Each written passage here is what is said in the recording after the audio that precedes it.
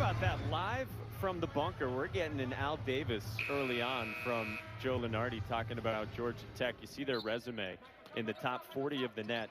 Joe Lunardi, as we saw and as we see here, he's got him as an 11 seed right now, one of the last few buys currently into the NCAA tournament, Corey. And when you consider where Georgia Tech has come from, and this is a team that's had big wins throughout Josh Pastner's tenure, you know, on the flats, but you think about what they've been able to do this season, overcoming those 2 games to start the season where they were not having contact practices. Josh Pastner and his staff throwing that to the wind. We're not going to do that anymore. We won't win games that way. And since then, playing very good basketball, and now find themselves in a position to pick up a bye, a double bye in the ACC tournament next week if they're able to get a win here and Louisville loses to Virginia tomorrow. Jalen Johnson just knocked down a 3. He's got 5 early on off the bench on his senior night. One of the transfers who came in here in this first season of Steve Forbes at the helm in Winston-Salem. It's been a sloppy start thus far for Georgia Tech. Wake Forest taking advantage of that. And Jalen Johnson has been big in his minutes early to start this game. As you mentioned, a local guy coming back home to finish up as a grad transfer after playing a number of successful years at Tennessee. This is another one of the transfers, Ian DuBose, who came over from Houston Baptist. Missed a lot of time this year for medical reasons, so he's going to play in short bursts in this one. He missed it. Tech comes back with it, down by 4 with Michael Devoe. Jordan Usher and an offensive foul. And that's a bit of being a little too unselfish for Georgia Tech on that offensive possession. Michael Devoe made a nice play, the dribble drive, finding Jose Alvarado on the baseline. Alvarado, a 40% three-point shooter in ACC play alone, passed up an opportunity where that's a shot that you probably want Jose Alvarado to take. That's the best shot you're going to get on that possession. Alvarado's got 2 of the 3 Georgia Tech points. He has been banged up recently, hasn't practiced in a week and a half, dealing with what he's calling a knee issue. We get a foul away from the ball on Wake Forest.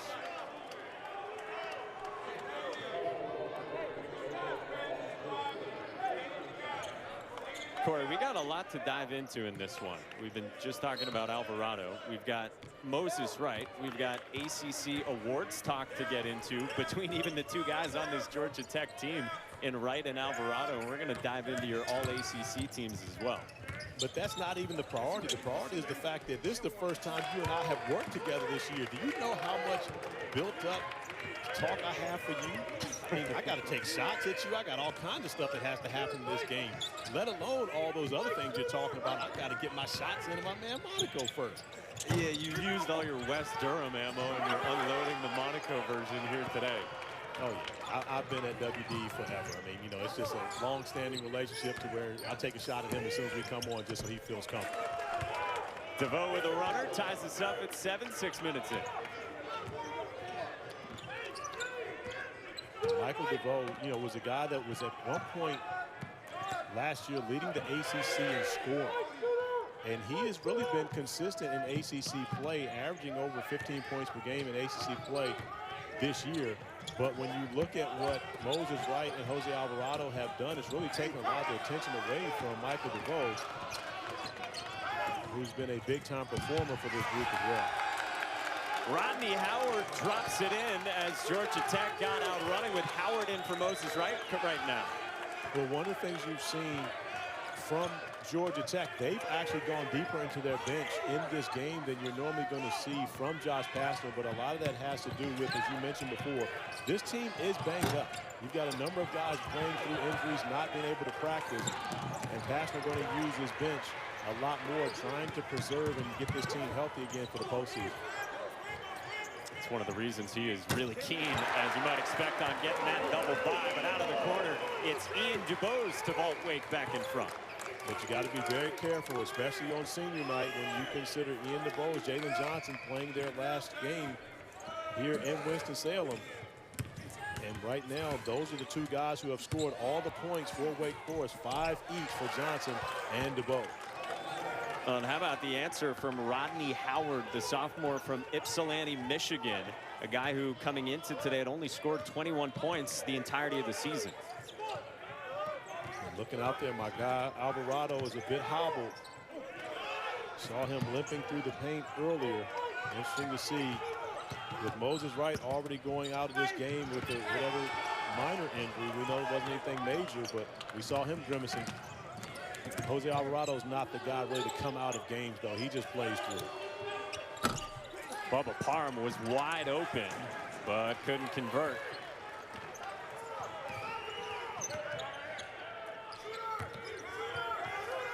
Ishmael Massoud, never gun shy. Misses it wide left. Here's Devoe leading Georgia Tech. Pull up, pop, no. Swirled it out. Johnson the rebound. And Steve Forbes will take a timeout at the under 12 in a 1. Syracuse and Duke, you know, on the second day of the ACC tournament. But I believe there's a lot pending upon this Duke-Carolina game tomorrow. Because if Duke were to lose that game, they would move down and NC State would move ahead of them. Correct, Mike? Correct. Both those teams sitting at 9-8 right now. NC State's not going to be able to play a game tomorrow with Virginia Tech's issues right now from the COVID front. So depending on what happens in that Duke-Carolina game. Isaiah Musius had the size advantage on Jose Alvarado. And love Isaiah Musius taking advantage of that. And often one of the things that we see from Georgia Tech is Jose Alvarado, who is generously listed at 6 feet, going against much bigger defenders. I watched him guard Sam Hauser, who's 6'8", for 40 minutes. You know, you see him taking on those matchups, and we get an opportunity to look at the resume of Coach Steve Forbes in his first season at Wake Forest and coming off a tremendous successful tenure at East Tennessee State University, but got the job late. And right now really is trying to find out who is going to be a part of this program moving forward, as we see a strong finish by Adams making his case to be on the roster next year. Yeah, you might want to keep that freshman around. Quadri Adams playing more minutes of late, just climbed up on the offensive glass, and Wake Forest is up by 3. Well, and you mentioned playing more minutes of late. So if you're Coach Forbes right now, of course you want to win games. However, the situation that Wake Forest is in at this point, it's also about development. And you need to really start to find out who you have on your roster, how can they help you. Carter Witt, another freshman, or we'll call him almost a freshman, who reclassed up mid-semester to join the Demon Deacons as Jose Alvarado mishandles the basketball. Coach Forbes loving Adams' effort on the defensive end, but he really loved his effort on the offensive end as Adam goes in for the two-handed putback to give his team the lead. Listed at 6'3", Quadri Adams climbing up, a guy who had scored just 5 points since the season opener before that putback. And one of the things we're seeing right now, Mike, it's almost as though this Georgia Tech team is playing a bit tight. Hey, tomorrow we'll have the ACC Women's Basketball Tournament semifinals right here on ACCN and the ESPN app. First game starts at noon Eastern. Then Sunday, ESPN2. It's the championship game.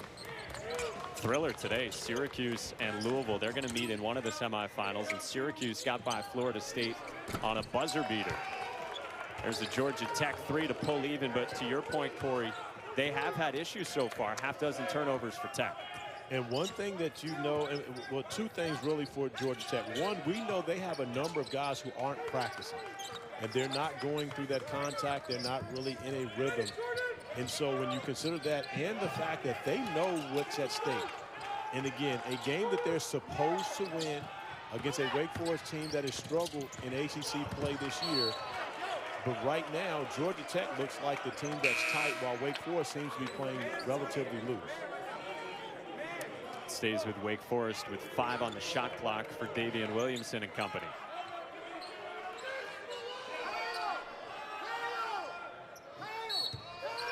There's the pseudo freshman, as you said, Carter Witt, who was a mid-year enrollee coming out of high school early. Got it to Musius, who just had to throw it up, and Bubba Parham secures it for Tech. But fortunate bounce for Georgia Tech there. That was almost an offensive rebound with no one even crashing the boards for Wake Forest. Bubba Parham able to tightrope the sideline and the baseline right there to make sure he stayed in bounds to keep possession for the Ramblin' Wreck. Georgia Tech on a 5-game winning streak. Wake Forest on a 6-game losing streak coming off the Pitt loss. And Carter Witt just stripped Moses Wright. Davian Williamson on the run out is fouled by Parham. And you have to say right now, if you're Steve Forbes, you have to love the energy and the attention to detail that his team has played to Georgia Tech. We talked to him about, who was most dangerous. Is it Jose Alvarado? Is it Moses Wright? Coach Forbes felt as though it was Moses Wright. And you see 10 defensive eyes on Wright as he tries to attack the basket. Carter Witt coming up with a nice defensive play, getting Davian Williamson to the free throw line.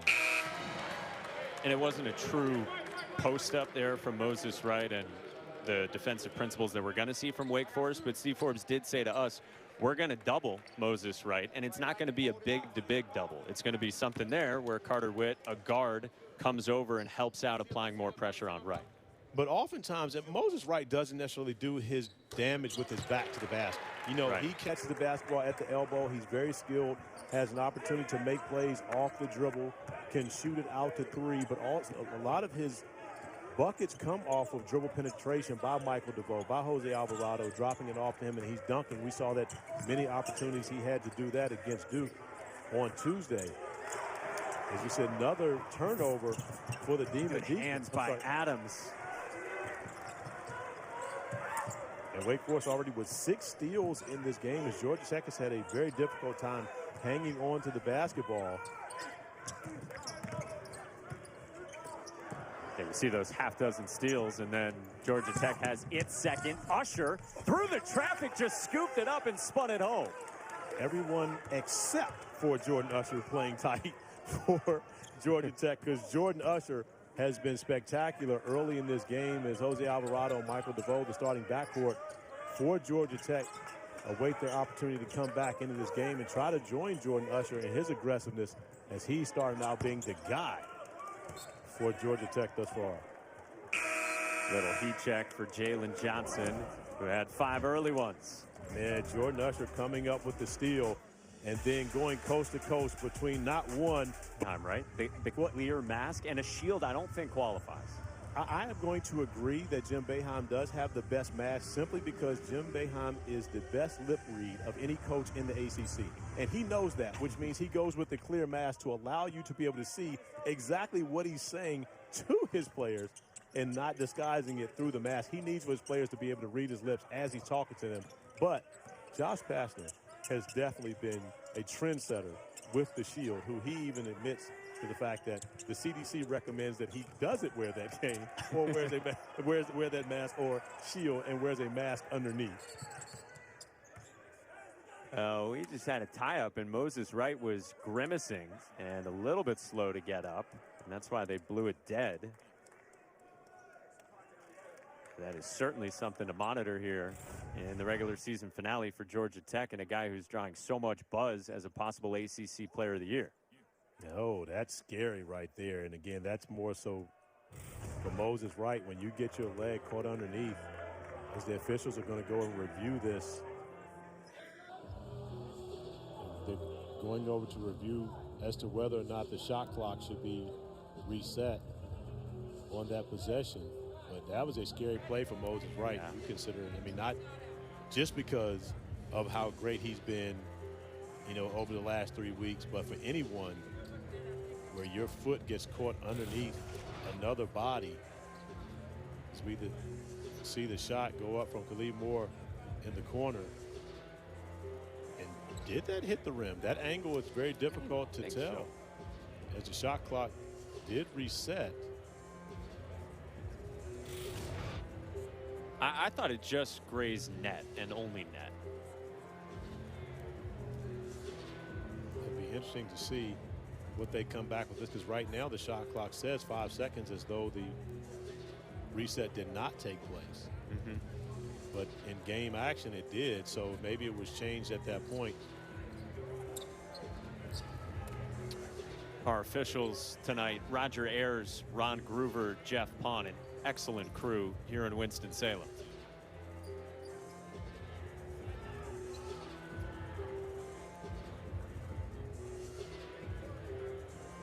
Ron Groover, let's have another look. Timeout huddle. As we get the look, this angle will be able to, yeah, that did not hit the rim. The basketball never changed directions. So the shot clock never should have been reset back to the 20 seconds. But it seems as though the scorekeepers here at Wake Forest actually got it to 5 seconds, so maybe they went back and changed it in the mix.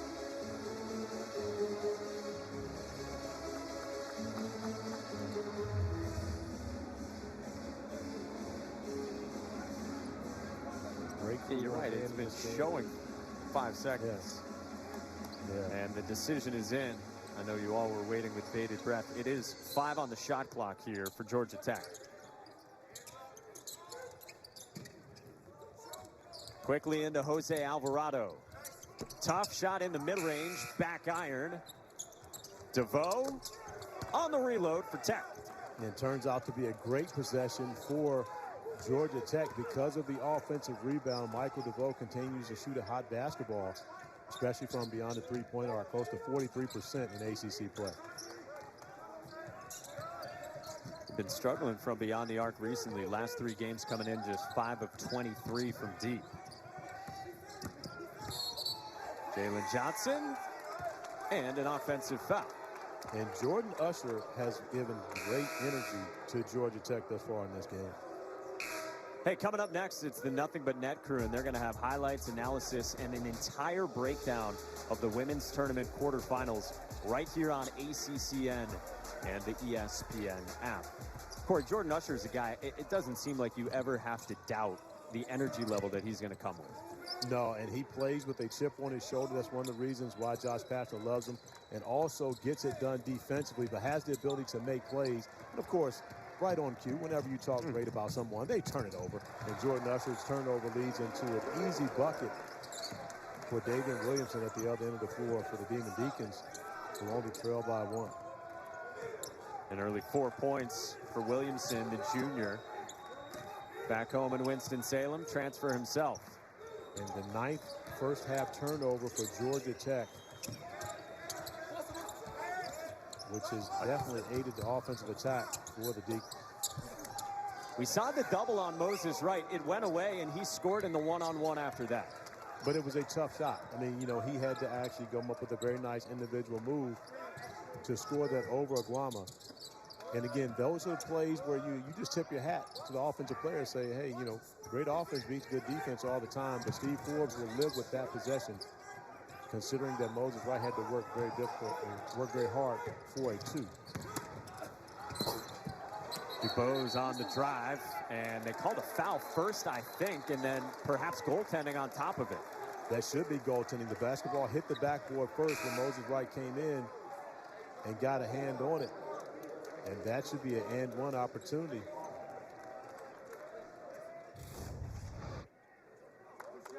As you see, DuBose on the attack, and the ball hits the glass first before Moses Wright gets a hand on it.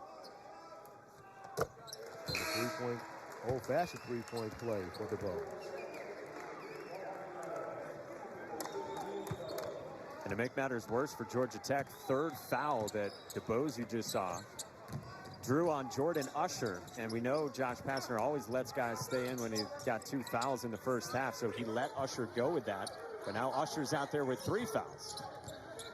Well, Josh Pastner has a tremendous trust and confidence in his players to be able to play through foul trouble and stay on the floor without picking up that foul. But I believe trusting Jordan Usher with 3 may be a bit too much. May want to get him out, although he has been special for Georgia Tech here in this first half. May want to get him out and preserve those last 2 fouls, if you consider it 2, but 1 foul for the second half. Most recently, he was trying to stick with Ian DuBose, who has 8 points, couple assists, and 3 steals. Now, they're staggering his work because he's still just not in the shape that he would normally be at if he hadn't had 2 months without even going through a workout earlier this year due to medical reasons. But he's made a big impact for Wake here in the first half. And he's one of those guys where you consider if you have him throughout the season, maybe the fortunes of Wake Forest are different, not only from the standpoint of his play on the court, but also his leadership in the locker room. A guy who has been through many tests, many trials for DuBose, and you see he's been, special here on his senior night for the Deeks, playing in those spot minutes, especially when you consider he's not in the best shape that he could be as a basketball player. But give him a tremendous amount of credit for sticking with it. And Coach Forbes talked to us about that. He's a young man who could have easily opted out, but stuck with it, and even when things weren't going well, continues to be a leader for this team. And Steve Forbes thought he would have made a big impact the first time these teams met, as Oguama just missed both back in early January when DuBose still wasn't playing. But because of what you often see from Georgia Tech, one of 2 different zones, he thought that DuBose's style, able to attack off the bounce, the gaps in the zone, would have been mighty helpful. Well, he's been, definitely a difference maker in this game tonight as we see a 23-23 tie. Kyle Sturdivant got fouled on the drive. He will shoot on the other side. We are locked at 23. 4 to go first half. Donation from New York Life based on their affiliated ACC team's final ranking.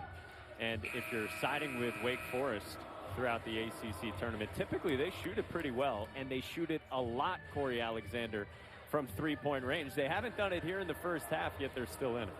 Well, and they've been able to do it because of, they stayed in this game because of the turnovers from Georgia Tech. But you mentioned that 3-point shooting. It's really feast or famine for the Deeks. You consider the 8.8 3-point field goals made per game, and they need that in order to be able to survive. Wake Forest, one of only 2 teams this year to have 3 players who have made 7 or more threes in a game. So they've got a number of guys that can stretch it from deep. And it was interesting chatting with Steve Forbes. He said, the second time that we've gone through teams here in ACC play, teams have kind of figured us out, and they've really focused on taking away the 3. Well, that's the thing about the ACC, and which makes it the best league in the country. It's the coaches. And when you consider the fact that, there's so many different styles of play in the ACC to where not everyone's going to play the same way to try to get the same result. So you got some teams are going to play in the passing lane. Other teams are going to play a pack line defense or pack line style. And from there, everyone knows, okay, when we play against the Demon Deacons, we have to make sure we force them to take tough twos like that last one by Carter Witt and keep them off the 3-point line because they have a number of guys that can knock it down. And Wake has been struggling recently. We told you they came in on a 6-game losing skid, and they trail by 4 here after Michael Devoe scored for Tech. A 4-0 run now for Georgia Tech. Coming out of the timeout. And the longer this game goes and Wake Forest stays close, the more it serves to the confidence of the Deacons. After losing 5 straight, coming in now and playing a close game, those 5 losses, the last 4 losses after the Florida State loss have been by an average of close to 23 points per game. So the confidence of the Deacons has been shaken a bit. But the longer they're able to stick around in this game, the higher their confidence grows. Well, we saw, Corey, right there what you were talking about. Take away the 3 and force Wake Forest into a tough 2. And if you're Georgia Tech, you got to like what you've seen defensively out of the timeout the last few possessions. Yeah, and Georgia Tech, when they're able to play in a set defense, they're going to be very good. But it's when they're turning the basketball over, giving Wake Forest opportunities in transition where they're going to struggle. So when Georgia Tech's not turning the ball over, they get their defense set. They're one of the best defensive teams in the ACC. Ishmael Massoud turned it over. He was matched up with Bubba Parham, and it's the 7th Wake Forest turnover. And now Wake Forest playing into the hands of Georgia Tech, where Georgia Tech has had most of the self-inflicted wounds early in this first half. Now Wake Forest getting back into that mode of turning the basketball over, which has been an issue for them all year. And that's going to be the case when you don't have a tremendous amount of experience in ACC play. It's one thing to be able to do it at different levels, but when you're coming to the ACC for David Williams, for Ian DuBose, for Jalen Johnson, a number of guys who transferred in, it's a different style of play that you have to get used to. And tough for Steve Forbes' group, considering they only played 3 non-conference games this year. Their entire schedule has been ACC play. Think about this. He got hired 11 months ago. This is the first time Wake Forest fans are able to come watch him in person. Ian DuBose got fouled by Bubba Parham, and DuBose will go to the free throw line. Well, I tell you who loves the fans, Ian DuBose. He's been special here in this first half. Regardless as to whether it's senior night or the fans in the building, he has an opportunity now to be the first player in this game in double figures. 8 points right now, opportunity to get to 10.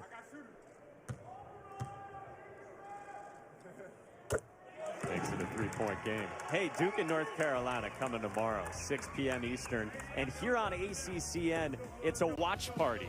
Jordan Cornette is running point. He's got Carlos Boozer and Vince Carter to talk with. A couple of guys you played against in the NBA. Absolutely, both my guys, and I can tell you right now, that team's not going to win if Jordan Cornette is running point. All right, so Jordan Cornette is my guy. He'd be a perfect center for that team. You with Vince on the wing, Booz on the other block, but you put Cornette at the point, that is not his strength. Allow him to be in the back line blocking shots. Point guard, let Kelsey Riggs go to that. Friendly fire everywhere here on ACCN. Hey, JC, that's my man. He knows it, and of course he also knows I'm taking shots at him every opportunity I get.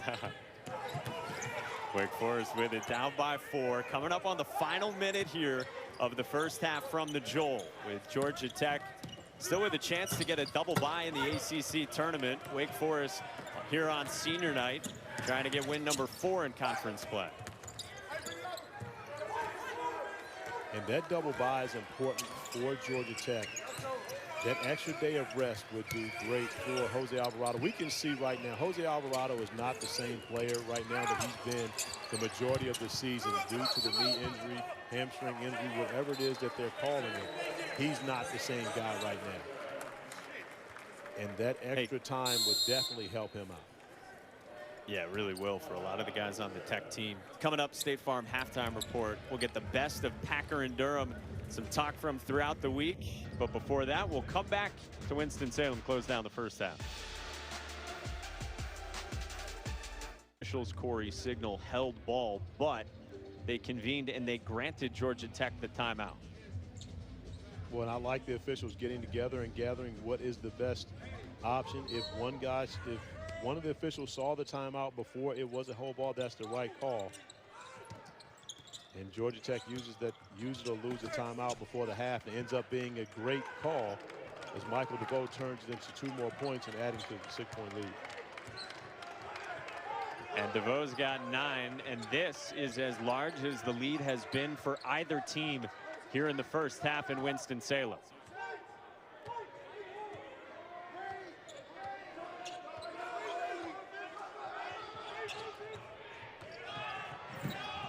Good defense from Bubba Parham. Few seconds for Jalen Johnson. Instead, it's Massoud who got it off and comes up empty. Strong defensive possession for Georgia Tech to end the half. Going into halftime with some momentum now, building that 6-point lead off of some great play by Michael Devoe.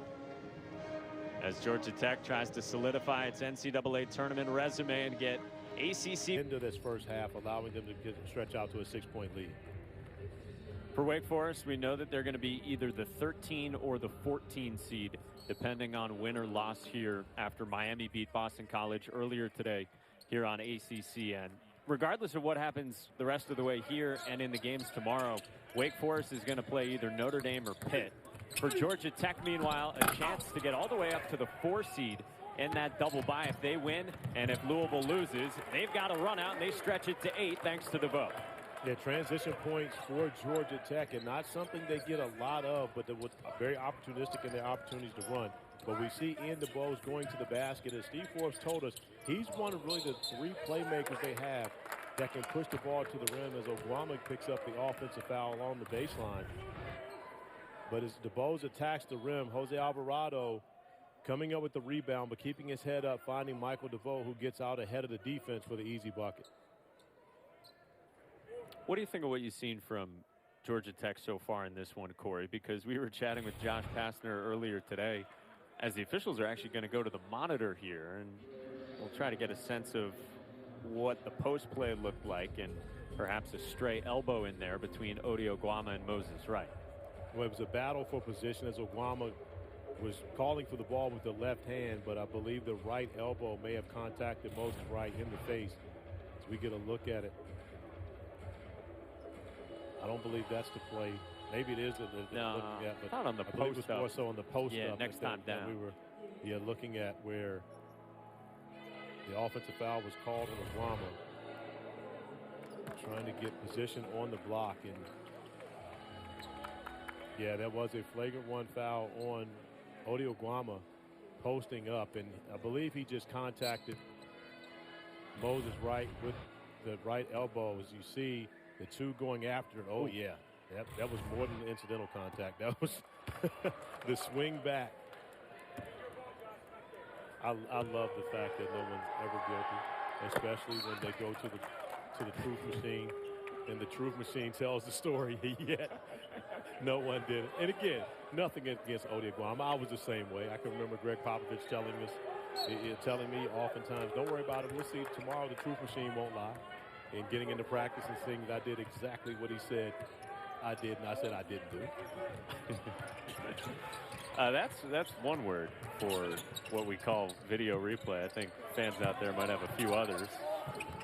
Oh, did you mean the truth machine? Score. You don't think all fans, that's what it is. You don't think all fans believe that it's the truth machine? I mean, it tells the story as to what happened. I think they do. I just think when we get late in games sometimes, the more they see the truth machine, the less they like it. Isaiah Fusius on the baseline drive got denied by Mike Devoe, and then Georgia Tech helped out defensively. And you're seeing Jose Alvarado with a turnover in transition. This is a direct byproduct of the fact that Jose Alvarado is not practicing. On the defensive end of the floor, you see Michael Devoe coming up with a great play, then Moses Wright getting involved in the mix. But the kick ahead and Alvarado turning this basketball over, it's simply just the fact that he's not in rhythm right now in this game, and that is a byproduct of he hasn't played since Tuesday in the Duke game. And he played every single second of that overtime win against Duke on Tuesday. But Josh Pastner said afterward he basically played it on one leg because of the knee injury that he's dealing with. And we've seen him running around Gimpy a number of times as Devoe find his way to the rim. Coach Forbes says he's only got a couple guys that can attack the rim. DuBose is one of those, and he definitely went strong to the rim on that possession. A dozen for Ian DuBose to get it back down to single digits. DuBose sends it right back to double figures, connecting from deep, and he's got 14 now.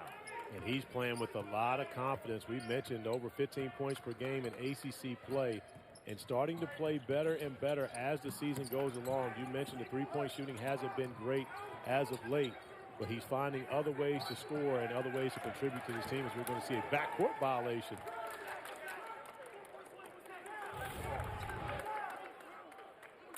Ian DuBose getting out in transition. No one picking up. DuBose flying to the rim for Georgia Tech in transition. That won't make Josh Pastner very happy when he goes to the truth machine tomorrow to see how his team plays. The film sessions, they do not lie, as Moses Wright threw it away. Pastner won't like that. Williamson the run out, attacking and finishing against Moses Wright. Hello. And a nice play there by David Williamson, but immediately you see Moses Wright go over and have a conversation with Jose Alvarado, and you would like to blame Moses for the turnover. However, that is Alvarado's fault. One rule in the game of basketball, Mike Monaco, I know you know this from your days playing at the YMCA, you never fake backdoor. If you go backdoor, you've got to go commit to it. Moses Wright threw the pass to where Jose Alvarado should have been when he made the backdoor cut. Alvarado broke the cut off, ends up in a turnover, and not a three-point play, but at least 2 points for Wake Forest on the other end. Not the YMCA, but my high school coach would always refer to that as the chicken head, where Oh, wait. You played high school? I was giving you too much credit. I thought you a couple years, and then we called it quits. I thought bitty ball at the YMCA was pretty much the extent. So you did play high school. Okay. All right. Yeah, the looks deceived me, and we tapped out a little ways into junior year. Wait a minute. Khalid Moore gave it up, and Moses Wright missed it. Masood tracks it down. Here comes Wake down by 9. We delay, so Corey can't pressure me with more questions. Oh, no, I've got questions. What do you mean by a little ways through the junior year? Did you not finish the season? Did you opt out? There was an exodus at the start of the junior season. So you got cut. No. Voluntary exodus, as they call it, like the truth machine. Devoe tagged with a foul on the Williamson baseline drive. And I need to see that one on the truth machine because Michael Devoe is claiming that he got all basketball. And from this angle, it looked like that was all basketball, even though he was behind Williamson on that possession. As you see, Williamson does a great job. He gets past Devoe. That's a lot of basketball right there, right in front of my guy, Roger Ayers. But in that position, oftentimes it's very difficult to be able to make that play without some type of contact. Well, and it's a third foul on Devoe. We know that Usher played the first half with 3 fouls, and you could actually just hear someone, not sure from which bench, yelling 3 on Devoe. And if it was on the Georgia Tech bench, it didn't convince Josh Pastner to pull him. I can tell you right now, it wasn't the Georgia Tech bench. Josh Pastner, no one on his staff is going to let Wake Forest know that Michael Devoe has 3 fouls, because right now, if you're Wake Forest, you want to try to put him in drive and get him off the floor. He's been the catalyst offensively for Georgia Tech in this game thus far. So if you're Wake Forest, you get him off the floor, you're definitely in much better shape. Well, here he is with it with the 3 fouls. He was able to find Moses Wright, who dumped it in, and Moses Wright's up to 10 after a slow start. And David Williamson took a shot to the chops on that possession, went back down the floor holding his jaw. And it would have been, and again, if that's something the officials reviewed and found out that it was a flagrant foul, that would be the foul on Michael Devoe, giving him his 4th.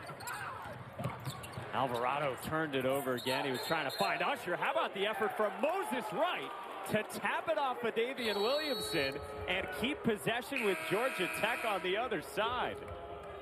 Well, Ian DuBose with the nice play in transition for the finish. However, the Moses Wright hustle play may have been the play of this game. In the ACC, where we hear the term 50-50 balls more than any other coaches, and Josh Pastner is going to love this from Moses Wright, who is able to track down a 50-50 ball right here. And you see Moses Wright coming and making a tremendous play as Alvarado continues to struggle handling the basketball and mishandles the pass. But as Davian Williamson goes after it, Moses Wright smacks the ball off of Williamson to regain possession for Georgia Tech. And Moses Wright doing it all in this game, not only getting it done on the court, but also dancing in the huddle as we look at my first and second team all ACC right now, where Jose Alvarado sits on the first team and Moses Wright on the second team. But Jose hasn't made much of a case for me today to defend him. I know he's not practicing, but he struggled here against Wake Forest in a game that they need significantly this year to keep them squarely in the NCAA tournament field. And I know he's playing gimpy, but this has not been his best performance. So to everyone on the flats, all the Georgia Tech fans, it's at Corey Alexander VA. At Corey Alexander VA. You can direct your complaints there because, yeah, he loves both the guys. But Corey, I think there's a good point in that. Jose Alvarado, while he has been banged up recently, I know you think he's a guy who just absolutely does it on both ends of the floor.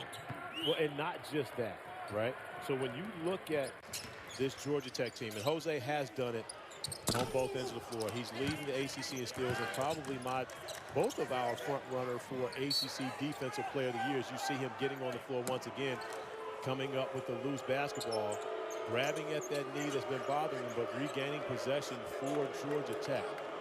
But not only what he does defensively, what he does offensively in the big games, in the biggest games. And you look at when Georgia Tech has played their best competition this year, as we get another look at Alvarado. Jordan Usher coming out of his shoe and slipping, but Alvarado going to the floor, making another hustle play to regain possession for Georgia Tech.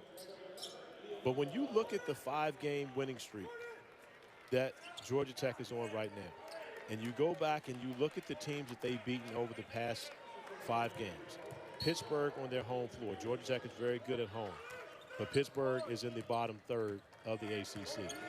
Miami, at Miami, bottom third of the ACC. They beat Virginia Tech at Virginia Tech, which is a great win on the resume. However, Virginia Tech has been coming off a 2 to 3 week COVID pause. They're not the same team. They beat Syracuse on their home floor and Duke on their home floor. Those are the 8th and 9th teams in the ACC right now. The competition during this 5-game winning streak, those are games that Georgia Tech is supposed to win. They're ahead of those teams. And so we look at the Moses Wright streak of the 25 and 11 a game. It's great. It's phenomenal numbers, but he hasn't done it against the best competition. I go back to the games against Virginia where he didn't stand up, and Jose Alvarado did. I go back to the game at Duke where Moses Wright didn't play as well, and Jose Alvarado did, especially early in the season before Alvarado was dealing with the injuries. That's why I have Alvarado on my first team in comparison to having Moses Wright on my first team. As we see get a turnover here, and Alvarado gets the run out and the lay-in, and the lead is up to 11. But you saw those numbers for Moses Wright, Corey, and understandably so, as you're even saying.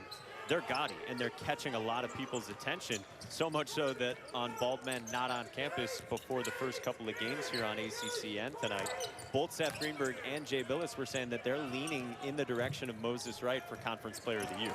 And that is simply about what have you done for me lately. Because when you look at Moses Wright as Conference Player of the Year, you're not taking into consideration what all has happened all year. You're taking into consideration what has happened in the past 3 weeks. And again, I love Moses Wright. I've been screaming Moses Wright for Most Improved Player, you know, for the last 2 years as he's continued to develop so much, you know, in the ACC. But when you look back over the first 2-3 months of the season, Moses Wright was not playing this way. And again, which is why I can't say that he's ACC Player of the Year material, where Jose Alvarado has been consistent all season long. Here he is off the bounce, giving it up for Jordan Usher. Comes up empty. And I'll cap that point, Mike. On February the 10th, I called Virginia at Georgia Tech. Virginia went to the flats. They were down 26-20 at the first half, at the end of the first half. Jose Alvarado was spectacular in that game. He guarded Sam Hauser for 40 minutes. Moses Wright had 8 points and 6 rebounds. And again, it's those games, the games where you had to play against the best competition, and where if you're going to be an ACC Player of the Year candidate, you've got to show up in those games. He had 8 and 6 in that game against Virginia. He had 13 and 4, went 6 for 17 from the field in the first game against Virginia. Both losses for Georgia Tech, where Jose Alvarado had great performances in both those games. And again, that's the time when you say, okay, who's the ACC Player of the Year? You've got to do it all season long. Carlik Jones has done it all season long. So if I had to vote for one player right now, Carlik Jones would be my ACC Player of the Year, because he's been consistent throughout the entire season, performing and helping Louisville win. Third foul on Moses Wright, and Moses Wright, one of the guys obviously we're talking about here, and we posed the question to Josh Pastner, and we said, you know, who's more valuable? And he said he's going to plead the fifth, predictably, on that one. But he did say, to the graphic we showed you about the last 5 games for Moses, Josh Pastner said, hey, last 3 weeks, there has not been a better player in this league, right? Agree. But he also did say, Corey, the last time you and I talked, right before we played Virginia, I never mentioned Moses Wright. I solely talked about Jose Alvarado as ACC Player of the Year. And so when you think about that's February the 10th, look at how much season had been played to that point where Moses Wright is not in that conversation. So if you say, okay, from February 10th, which he wasn't, you know, good on that game, but after that is really started playing well. So if you go February 10th to March 10th, is that enough to give someone ACC Player of the Year? And it's two really good choices to choose from just on that team. And as Jordan Usher scores and smiles, Tech up by 13 now. You know, I've had a tough time. I feel like there's legitimately 10 guys, and we showed you your all-ACC first and second teams. I mean, there's legitimately 10 guys that you could at least make a case for. I agree wholeheartedly. The second team is just as good as the first team when you think about the year. Think about what Sam Hauser's done at Virginia. He probably deserves first-team recognition, and we'll talk a little more about that when we come back as Georgia Tech has built a 13-point lead here. To be dancing, Duke, North Carolina tomorrow, 6 o'clock in Chapel Hill in front of fans. And we'll get a look in that game. Corey Alexander at Matt Hurt, who's another one of the guys who's been generating intrigue for ACC Player of the Year. And I know for you, first team all-ACC consideration. Well, when you consider that Matthew Hurt had a stretch during the middle of the season where he was only averaging 14 points per game. Leading up to that stretch, he was averaging 19 points per game, and he's been even better after that 5-game stretch. So you think about where Duke would be without him, and not that it's been a great year for them, and I know how much winning matters, but when you look at what Matthew Hurt has done and the 37-point performance hit last week, you know, I believe at home over Louisville, that just, and the only thing that stopped him was he fouled out. And so, you know, that was the only thing that stopped him in that game. And when you look at what Matthew Hurt has been able to do, it's been spectacular this year for the Blue Devils as Ish Massoud is able to go glass through the contact, and now an opportunity for a three-point play to make this a 10-point game once again. Well, it wasn't 37 like Matt Hurt had, but I saw Massoud go for 31 earlier this year on 8 threes. These are the teams we're talking about, and 10 really good choices, and you've got the potential regular season champion in Florida State, who you're going to see tomorrow in South Bend, with two guys who could generate attention, and you've got them on the second team. Well, and the top two teams, both Florida State and Virginia, have two players on the second team, and that goes to show you how valuable, you know, those guys have been each. Because, again, it's hard to say that M.J. Walker is even more valuable than is Raquan Gray at Florida State. It's hard to say that Sam Hauser is more valuable than Jay Huff is to Virginia because of what Jay Huff does on both ends of the floor, offensively and defensively, protecting the rim. So, you know, that's why those guys are on the second team with Moses Wright, because Moses Wright, who's been as great as he has been, you know, for the last month, we'll say, of the season, wasn't that same guy to begin the season. And again, it's about the ACC Player of the Year, not the ACC Player of February. And that's really the biggest concern. Wright's got 10 in this one. He's currently on the bench. And we told you that Alvarado's been quiet. He's got 4 points and 3 turnovers. And the guy lifting Tech right now to this double-digit point lead, Mike Devoe's got 16 for the Jackets. And Devoe could be one of those guys that's on third team alongside Amir Sims. And you think about a number of different players throughout the league who've had very good seasons this year that are not in that top 10 that we've listed. Well, Wake Forest has this thing down to 8 right now, midway through the second half after Oguama got his first points. Kyle Sturdivant short in the mid-range, and Rodney Howard draws a foul as DuBose reached in. And Howard has given Georgia Tech very good minutes in this game when you consider coming off the bench. And a guy that doesn't play many minutes because, of course, Moses Wright spends a lot of time on the court. But Howard transferring in and giving minutes early in this one, and now coming in and giving them quality minutes in the second half, an opportunity to push the lead back up to 10. Just 3 for 5 at the free throw line this season coming in. Hey, tomorrow we'll have the ACC Women's Basketball Tournament semifinals starting at noon right here on ACCN and the ESPN app. And then it's the championship game Sunday over on ESPN2. Syracuse and Louisville in one of the semifinals. NC State took down Virginia Tech just a little while ago. And Clemson and Georgia Tech, Nell Fortner's team, in action right now. Now you see the big lineup for Josh Pastner with Moses Wright playing the 4 position and rewarding Howard for his stellar play as Georgia Tech goes to that zone, which no one has been able to figure out in 5 years. of Josh Pastner's tenure on the flats. However, Ismail Massoud knocks down the three. As Wake Forest, if they start to heat up from beyond the arc, I'm sure Josh Pastner will get away from that zone and go back to traditional man-to-man. And then DuBose got a turnover. This is Quadri Adams attacking Alvarado. And DuBose stuffs it home. We've got a 5-point game. Well, just like that, Wake Forest has found a way to get back into it, similar to what they did in the first half, turning defense into offense. Georgia Tech turnovers leading to points for the Demon Deacons. How about that fierce look we saw on the face of Ian DuBose, the transfer on his senior night here inside the Joel, where they've got fans for the first time. Devoe spun away from DuBose, scored it, plus the foul for Michael Devoe. He's been the guy for Georgia Tech tonight. We've talked a lot about Jose Alvarado and Moses Wright, but it's been a Michael Devoe show here, as Devoe now up to 18 points, 8 for 10 from the field, and none of his buckets more timely than this one to stop the Wake Forest run. Corey, remember what Steve Forbes said to us yesterday? He said, I love the pace of the Georgia Tech guards. And it's different, right? We know what Alvarado does, how frenzied he is, the energy he brings. And then you've got a guy in Devoe who can be so methodical.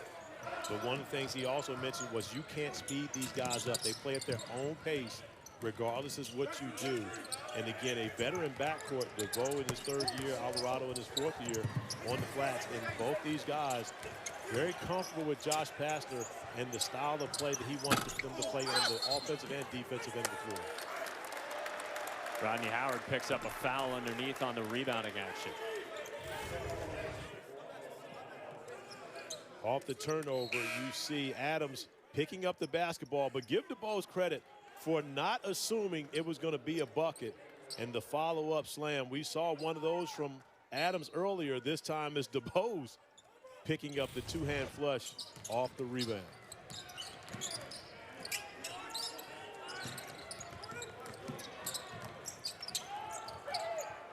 Both teams with a dozen turnovers. You see both teams have been able to capitalize on that and get out in transition. Shot clock's winding down here on Ish Massoud on a baseline drive. Got underneath the hoop and couldn't do anything with it. Now, I believe they said shot clock violation, and Steve Forbes doesn't agree with that. And it does look like they're going to keep it with Wake Forest underneath. Well, Ish Massoud went to the basket, but he never jumped. So he pump faked and then decided to shoot in the middle of his pump fake. If he had jumped and attacked the rim, he maybe would have drawn a foul in that possession. Might have ran out of steam there. He had it for a while with the shot clock winding down. Well, Massoud does the majority of his damage from beyond the arc. So you see when he gets to the basket again and doesn't finish, he's more comfortable shooting the ball from beyond the three-point line. Good hands by Carter Witt, but he was out of bounds on the baseline.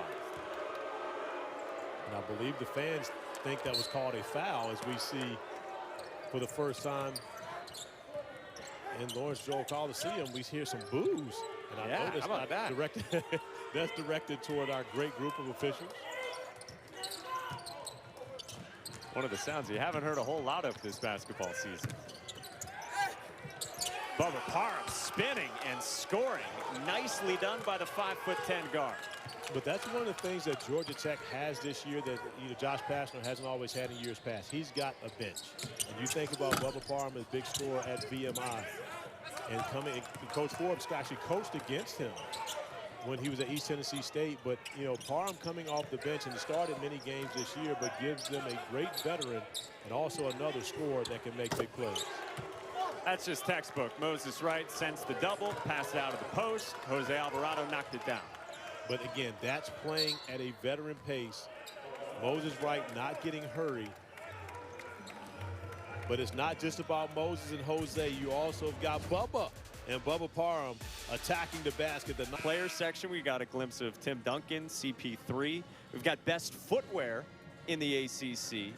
Kevin Keats, the Gucci, the Wolfpack version, and then best prop. Could it be anything other than Josh Pastner after the win over Nebraska earlier this year? Leave it to Josh Pastner to go with the COVID-shaped pinata in a post-game locker room. The COVID-shaped pinata? I guess. COVID has a shape?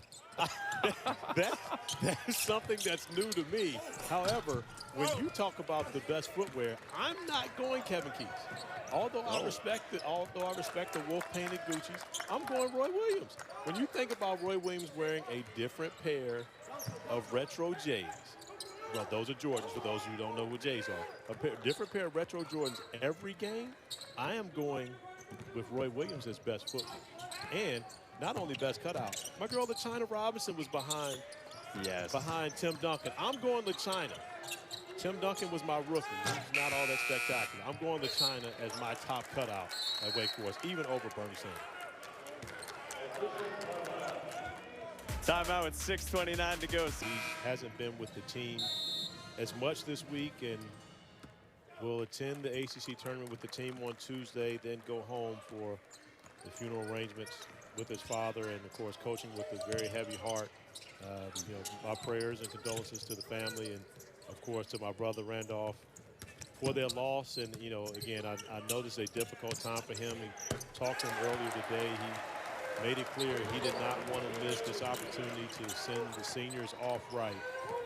And I know he's there physically. I'm not sure how much he's there mentally after that's lost, but when you consider, you know, his loyalty to Wake Forest and these guys that he's recruited and coached, he wanted to make sure he was there with them on their senior. Well, he saw them cut it to single digits earlier to 10 a moment ago before that Moses Wright dunk.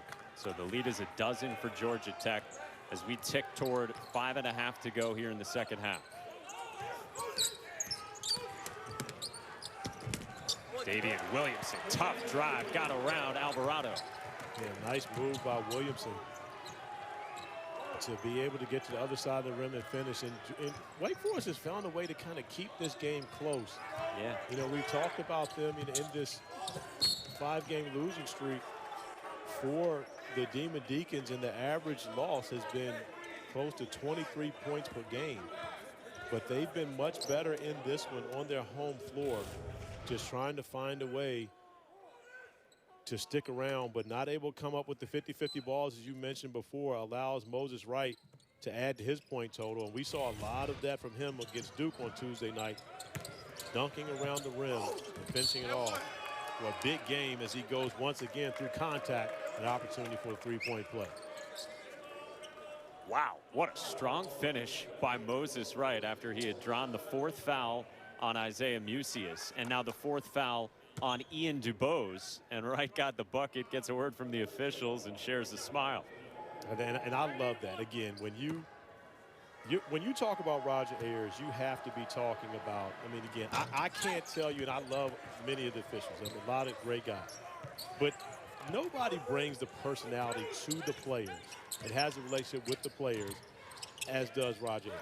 And again, you know, this guy is the best of the best when you consider, and you see him just go over to Moses Wright, whether it's a word, you know, of correction or whatever it may be. He does it in the right manner. He doesn't embarrass anyone. He goes about it the right way.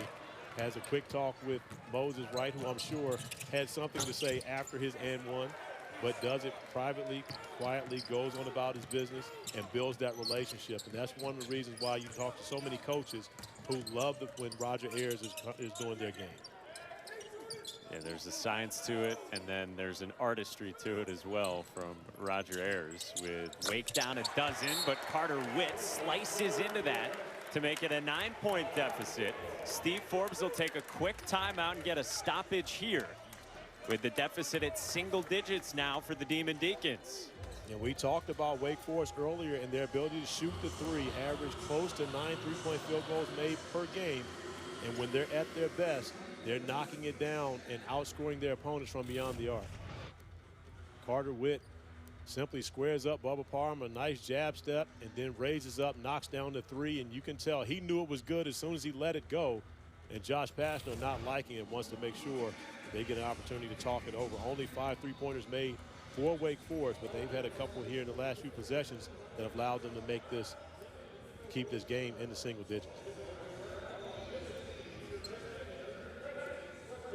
Exclusive Chalk Talks, highlights, games, prizes as well, and it's all accessible from the ACC mobile app or ACCChampHub.com. 62-53, Georgia Tech in front of Wake Forest. 4:21 to go. The man who sees all colors, Corey Alexander, Mike Monaco here with you. And Wake Forest, Corey, has just really hung around in this thing throughout. They got the 3 from Carter Witt in a quick timeout. You know what? I forgot everything that you said after you took a shot at me. You know I'm colorblind. And then you go to a man that sees all colors. You know what? See, and I thought we were doing well today, Mike. I hadn't taken any shots, or maybe a couple small ones as Jose Alvarado penetrates, making an 11-point game once again, making big plays for his team when they need him most. But again, why the unnecessary shot at me? I didn't do anything to deserve that, did I? You got to catch them when they're least expecting it. I had lulled you into a false sense of security. Good answer from Ian DuBose, who continues an excellent night. He's got 14 points, up to 16 now, and it's back down to 9. Yeah, and when you look at this and you think, okay, what would have been the year for Wake Forest if Ian DuBose was healthy and could have helped them all season long? We'll never know that, of course, but again, there's something to that where Steve Forbes has him. Maybe the fortunes change for this team on the season. Mike Devoe got fouled. He's going to the line where he's a 76% free throw shooter. Yeah, this Wake Forest team, back right before conference play got going, went 33 days without a game. They got hit very hard by COVID. Remember, Steve Forbes, the only power conference new head coach around the country. Coming up next, the Nothing But Net crew will have all the highlights, analysis, and a total breakdown of the quarterfinals in the women's tournament right here on ACCN and the ESPN app. And happy Women's History Month to all of those ladies conducting Nothing But Net. Great crew there. Led by my little sis, Kelsey Riggs. DuBose on the drive, got a foul on Devoe, his 4th, and DuBose is keeping Wake in this thing.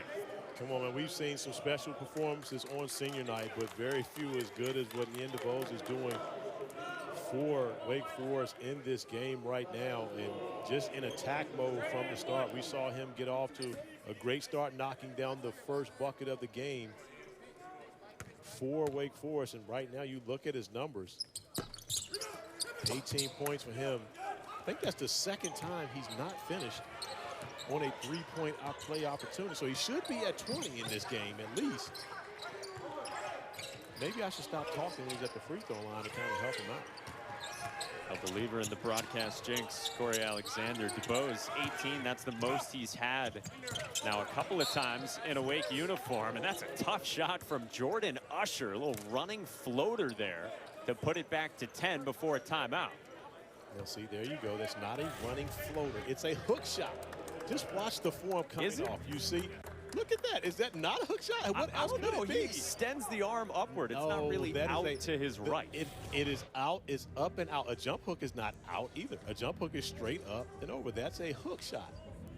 Again, we know that you stopped playing basketball the beginning of your junior year in high school for some unforeseen circumstances that you will not let the world know about. I get it, but that's a hook shot.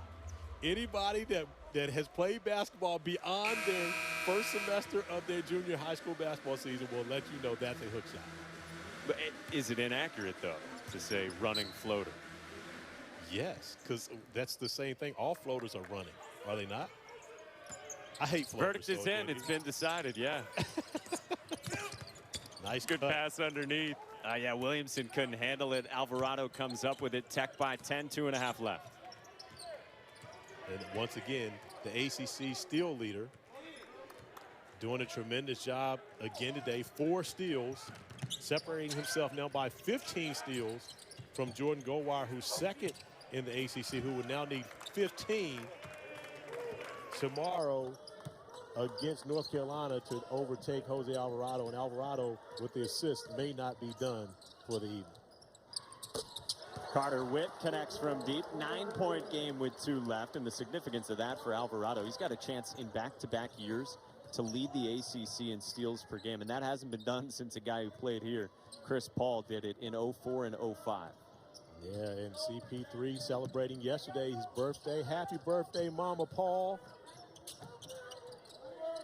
who is huge in this Winston-Salem community for what they do for the young people on and off the basketball court in this area. Alvarado scored it at the rim on a strong take with his left hand. He's a guy who grew up loving watching Chris Paul.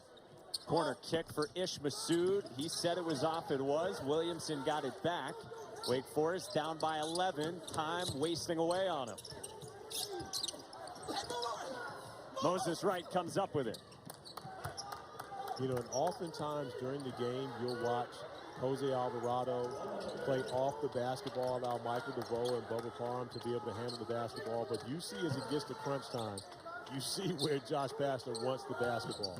He wants Alvarado to be the guy that's conducting the offense, making plays, even as Jordan Usher attacks the basket and gets to the free throw line. It's Alvarado who not only makes the right plays and right decisions, but also shoots 87% from the free throw line. That's often carrying Georgia Tech over the top at the end of the game. Senior from Brooklyn playing through the bum knee right now, and very well might be the front runner for Defensive Player of the Year in the ACC. Tomorrow, 6 p.m., Duke and North Carolina. And here on ACCN, it's an all-ACC watch party. Jordan Cornette, Carlos Boozer, Vince Carter right here while the game is going on. So keep it here on ACC Network. Yeah, I'm glad you took that line out of the promo, or you stopped promoting Jordan Cornette at the point. As Alvarado comes up with now a block shot. Jose Alvarado continues to get the job done defensively, even in the late stages of the game. And we talked about his injury, yet he's still been the leader in minutes in this game. 38 minutes for Jose Alvarado as his team sits comfortably with a 12-point lead, 37.7 seconds. Corey, I'm curious with Jose Alvarado, is there a guy that you've seen or that maybe you played against or grew up watching in the ACC that just reminds you of Alvarado with the fiery demeanor, the leadership, all of that he brings? Absolutely. His nickname was Fire. And so as an ACC fan, you should know Chris Corciani of Fire and Ice. That is exactly who Jose Alvarado reminds me of that I watched play in the ACC. He is a cutout of what Chris Corciani did for NC State back in the late Jim Valvano days, and I believe Rodney Monroe. Robinson. Yeah, but when you think about it, that's who he reminds me most of is Corch. I mean, Corciani was a special player, left the game as the college basketball's leading assist man until Bobby Hurley went on to break that record later, but that's exactly who he reminds me of. Chris Corciani, both those guys, great college point guard. So very quick, Corey, is he for sure your Defensive Player of the Year in the ACC? Yeah, at this point, I believe so. You know, you and I had a conversation yesterday, and we went through all the other guys. And when you look at it and you go back and you say, has anyone just lit up Jose Alvarado this year? The answer is no. I mean, again, there have been guys who've had good offensive games, but they've had to work for everything against Alvarado as David Williamson knocks down the three with Alvarado on the chase. They get a foul of Moses Wright, and he's a guy who's not a lights-out free throw shooter here. So this thing remains interesting with a 9-point deficit for Wake Forest after the Williamson three. 33 seconds to go.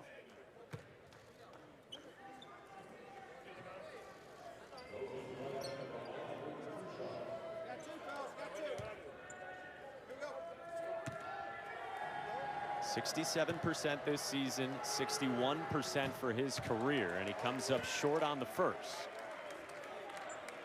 You know, Moses Wright, his points and his numbers haven't been loud in this game like we're used to seeing, but still 16 points, 4 rebounds for him in this game. We saw him, hampered by, something early in this game, but he still continues to perform in the right manner as he checks out of this game close to the end. Will go back in, offense, defense substitutions for Josh Pastner. 10-point game. Massoud on the sidestep. He missed it at the rim. Alvarado comes up with it, and this thing's over. Usher the slam. And you had a perfect opportunity, Mike Monaco, to describe what that was as a Euro step, and you went sidestep again, showing the fact that you quit basketball at the beginning of your junior year. My God. The colorblind comment led to all of this. Georgia Tech wins it 75-63. They get to 11-6 in the ACC. And if Louisville loses against Virginia tomorrow, Georgia Tech will get a double bye and will be the 4 seed in Greensboro next week. Which would be an amazing accomplishment for Josh Pastner in this program in year 5 for him.